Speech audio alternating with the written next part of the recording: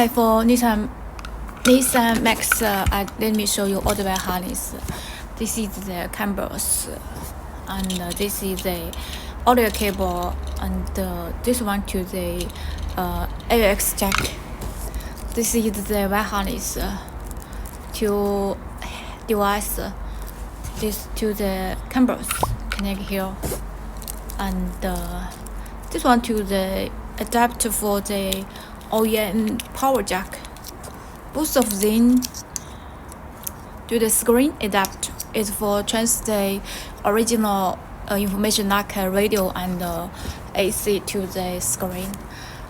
External camera, external speak microphone, 4G antenna. Two is USB, one for dash camera, GPS antenna. Rear view video import.